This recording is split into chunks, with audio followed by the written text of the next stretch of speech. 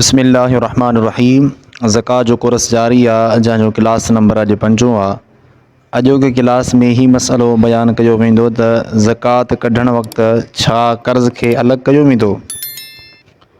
जी हा, जेॾी महिल असां ज़कात कढंदासीं ओॾी महिल कर्ज़ खे अलॻि कयो वेंदो।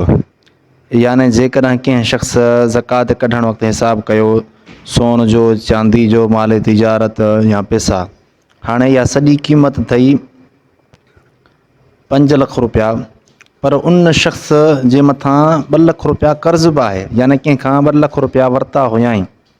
ज़कात कढण वक़्तु छा थींदो, जो जंहिंजो बि कर्ज़ु हूंदो, यानी जंहिंखां बि कर्ज़ु वरिता हूंदा आहिनि, त उहे पैसा अलॻि कया वेंदा, चाहे उहे 2 लख रुपया हुजनि, चाहे उहा रक़म 10,000 जी हुजे, 50,000 हुजनि, केतिरा बि पैसा हुजनि, उहे पैसा अलॻि करे, यानी जंहिंखे कर्ज़ु ॾियणो आहे, जेतिरो बि कर्ज़ु आहे उनखे अलॻि करे बाद में जेका रक़म बचे थी उन मां ज़कात कढी वेंदी।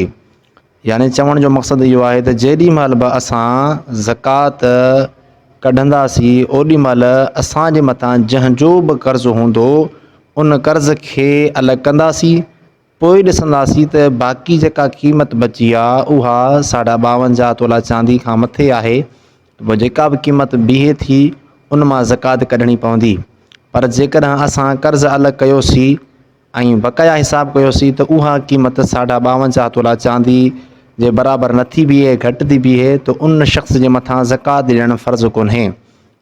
ज़कात अदा करण वक़्तु कर्ज़ खे अलॻि कयो वेंदो, बाद में ज़कात जो हिसाबु किताबु कयो वेंदो। अस्सलामु अलैकुम वरहमतुल्लाहि वबरकातुहू।